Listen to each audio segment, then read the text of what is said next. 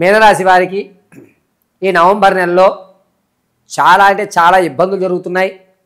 ధనం అనేటువంటిది నీటి కంటే దారుణంగా ఖర్చు అయ్యేటువంటి అవకాశం, అప్పు తీరేటువంటి యోగం ఎక్కడా కనిపించడం లేదు.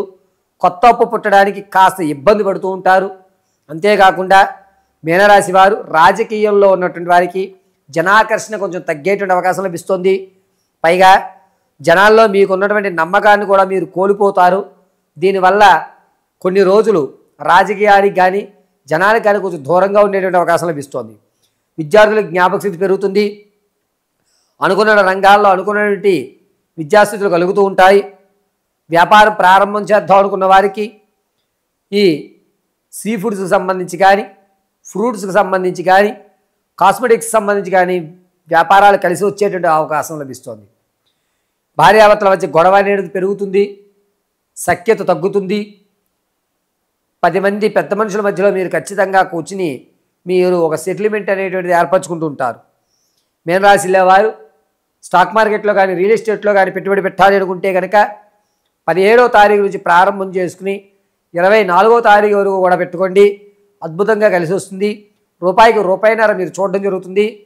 ఖచ్చితంగా మీనరాశి వారు ధనం విషయంలో నీళ్ళలా ఖర్చు అయిపోతాయి కాబట్టి మీరు ఏ పని చేస్తున్నా వేరే వాళ్ళని బినామీగా పెట్టుకుని కొనసాగించడం మంచిది.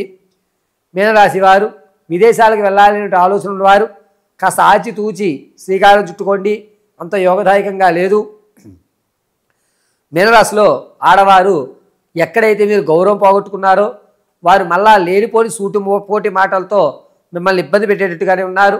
కాబట్టి మీరు మాట్లాడే ప్రతి మాటని కూడా 1-2 సార్లు ఆలోచించుకుని మీరు సంభాషించడం మంచిది. సంతానం కోసం ఎవరైతే చూస్తున్నారో అంత యోగదాయకంగా లేదు. ప్రసవానికి ఎవరైతే ఉన్నారో వారు పుత్రికా సంతానాన్ని కలిగే అవకాశం ఎక్కువ లభిస్తుంది. వివాహం కొరకు ఎవరైతే చూస్తున్నారో ఆ వివాహ యోగ్యం అనేటువంటిది అంతా లాభించట్లేదు. నమ్మి మోసపోయేటువంటి అవకాశం ఎక్కువ లభిస్తూ ఉంది.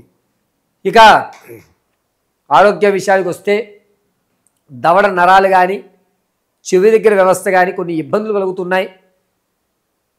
ఈ కార్తీక మాసంలో చెవికి సంబంధించి కొన్ని జాగ్రత్తలు పాటించడం చాలా మంచిది.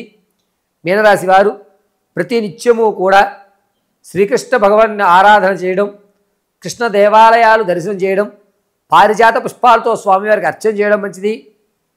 నమో వాసుదేవాయ నమో నమః అని నిత్యము పఠించుకోవడం సర్వదా శ్రీకృష్ణ అనుగ్రహంతో ఆయురారోగ్యాలు మీకు కలుగుతూ ఉంటాయి.